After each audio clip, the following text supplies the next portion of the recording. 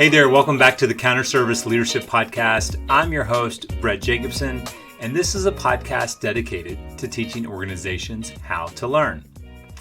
Thank you for your patience for those across the counter as the podcast has been off and on and off again, and we hope to get back into a particular rhythm and flow here moving forward. Well, it's been a crazy several weeks, and I just want to let you know that this is a podcast that across the counter that's a little bit more intimate, a little bit more personal than ever before, and I hope that it has an impact on you personally, but also professionally. My father passed away on March 1st, and before you jump into the comments and send condolences, thank you for that, but I really want you to go on a journey, a brief journey with me about that story, and also want to connect it to, interestingly enough, a recent book that has been published by Dan Pink, The Power of Regret. I love how Dan Pink is really trying to reclaim regrets. I'm a person who actually believes in regrets because I believe they allow you to grow and learn and really become better at what you do, become a better human being, impacting people in a greater way. And sometimes you just have to confront the brutal facts of that reality as a way to move forward. So I love the fact that he's putting this back on the table and allowing a level of transparency to talk about it and just reclaim this idea of regrets. And sometimes it's understanding what a regret could turn into, or certainly something after it has happened. What is sort of the reaction upon that? And so I kind of want to discuss a little bit of his book as a way to connect to my story about my father's passing.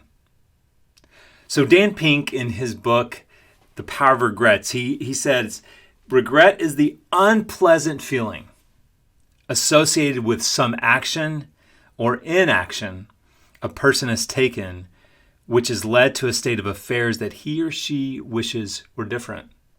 Or also, he goes on to say, regret is created by a comparison between the actual outcome and that outcome that would have occurred had the decision maker made a different choice.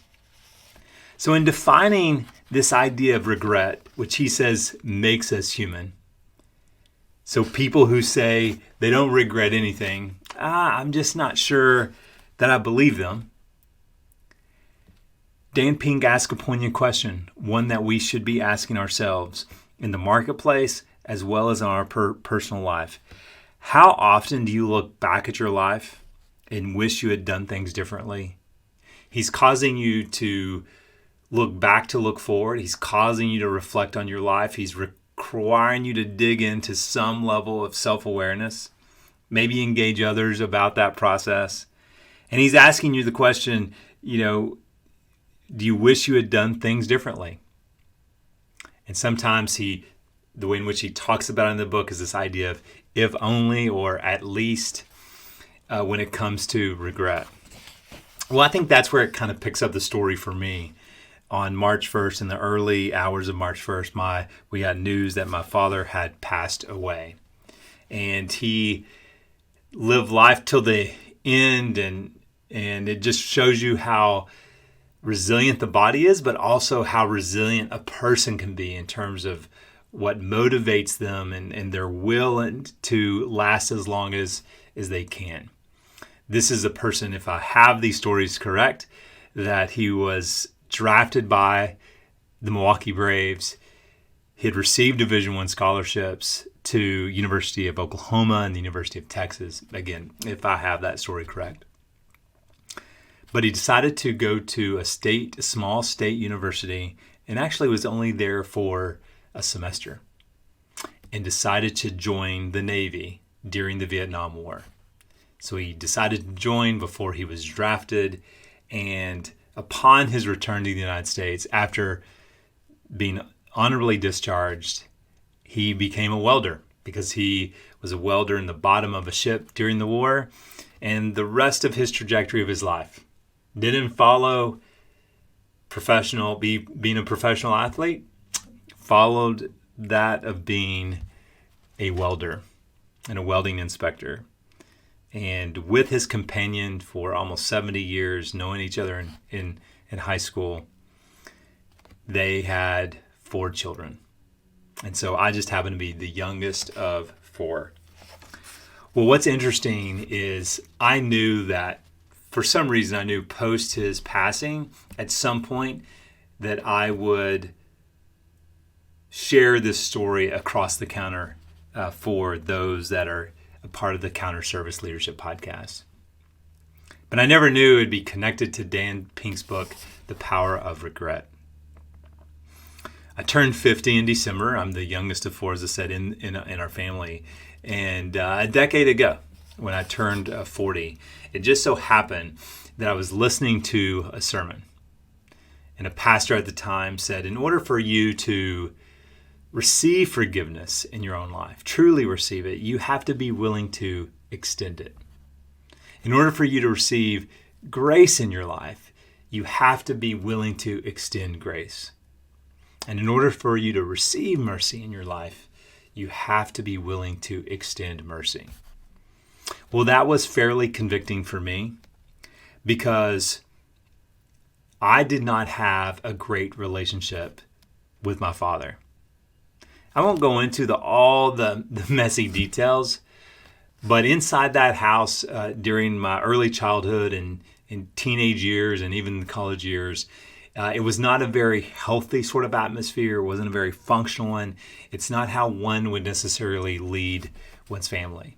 Now I've become certainly more empathetic to him now, being a father myself.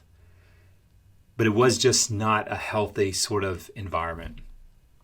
As a matter of fact, after leaving college, I rarely spoke or even saw him over the next 20 years by the time I turned 40. We had this estranged sort of relationship.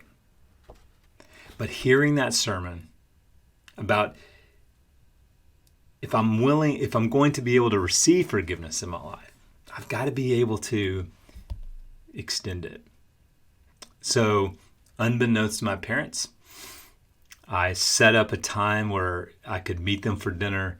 We were in different parts of the country, and I flew to sort of where they lived in a rural part of Texas, and I went to see them. And I sat down across from both of them, and I wanted at that moment to be able to, specifically for him, to release him from what had taken place inside the house. I felt it was so impressed upon me that this was more for him than even for me, because what I realized is that he probably had many regrets in his life.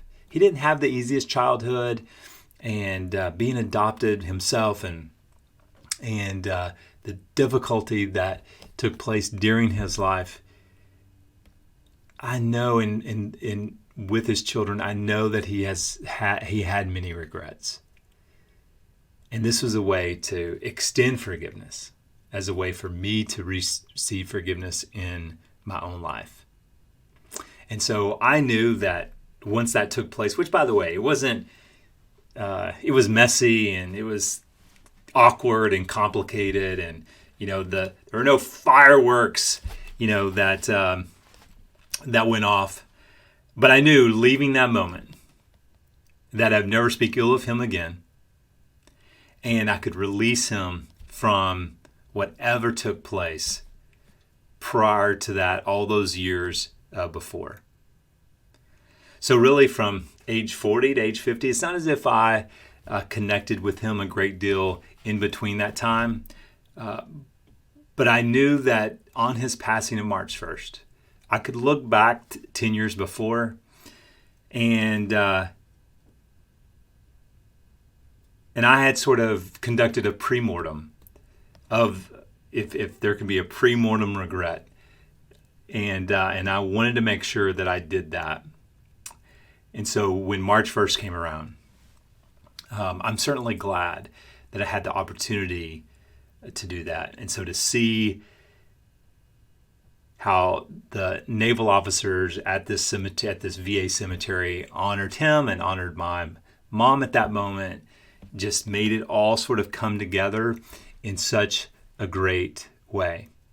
Now, what I do regret is that, On Father's Day, I didn't have anyone to contact to say Happy Father's Day, or no one's contacting me on from a father standpoint on the birth of my children, or on Father's Day for me, and extending that, or when a difficult circumstances arise and life seems to be closing in, not to be able to have that dynamic of relationship. I mean, there's regret sort of all around that. And so it's understanding what that regret looks like, not going to a dark place in terms of ruminating on that regret, but really processing in a way that actually makes you a better person, a better leader, a better husband, a better partner, a better sibling, whatever the relationships you have in life, to make you better, to improve as you move forward in life. Again, both personally or professionally. So how often do you look back on your life and wish you had done things differently? And I know that he probably did, and I know there are other circumstances around that I know that I did, that I wish were different. But what I can do is learn from those regrets, learn from those situations that took place. And now that I've children myself, these two girls, how can I support them and set the conditions for them to do what they've been called to do? How can I do that? Now I know that I'm going to have these probably these micro regrets along the way, where I said something that I shouldn't have said, or acted a way that I shouldn't have acted, or gave a certain type of advice that I probably shouldn't have, or impulsively reacted in a way I shouldn't have. But from a macro level, my hope is that I have leaned into them, I have loved them, I've supported them, I've assisted them in a way that their connection with their father was certainly different than my connection with my own.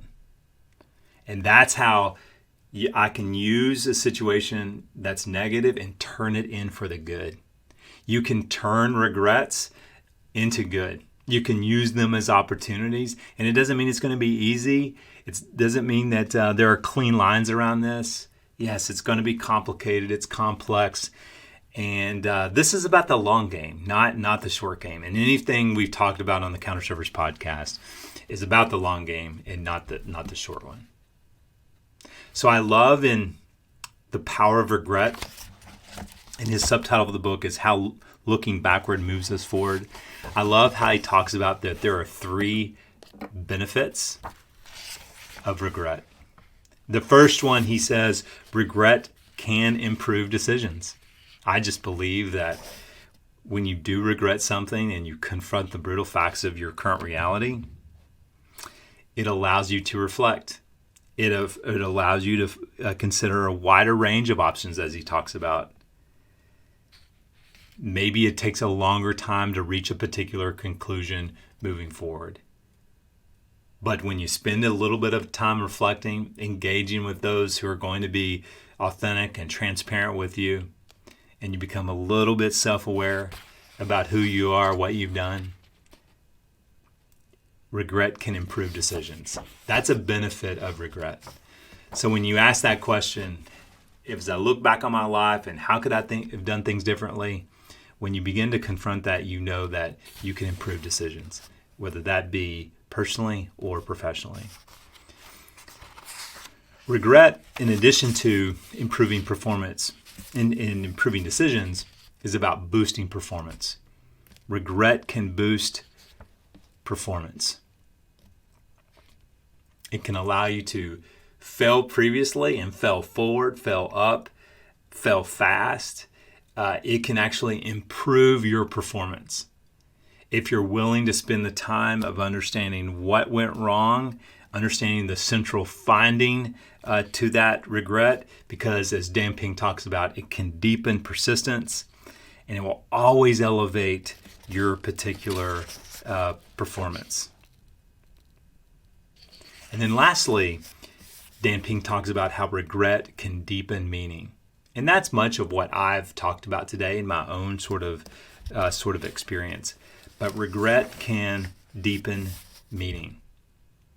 But we have to be willing to understand that the feelings that have been associated with whatever took place, sort of acknowledge them and begin to learn for them. I love how Dan Pink talks about emotions are real and don't dodge emotions. I know as males we tend to do that more than anybody else. But he's asking us to not wallow in them, but to confront them and use them as a catalyst for future behavior. He says if thinking is for doing, then feeling can help us think.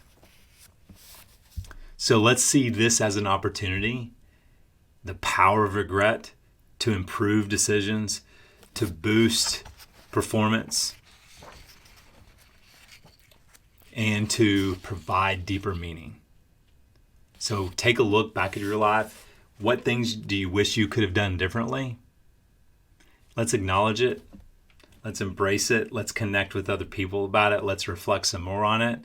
And let's take one step forward in the right direction to improve, to be better, to impact others in such a positive way. So thanks for allowing me across the counter to my listeners to share a little bit more of a story about myself, more of an intimate story about what recently took place, but also how that connects at the intersection of a book I just read recently, Dan Pink's The Power of Regret. I really recommend you pick it up, take a look, reflect on it on your own life, and how that can be a catalyst for that really a 1% change or a 1 degree change could actually change the trajectory of your leadership, your relationship, whatever that looks like in your life. So thanks again for joining me on another episode of the Counter Service Leadership Podcast. Thank you.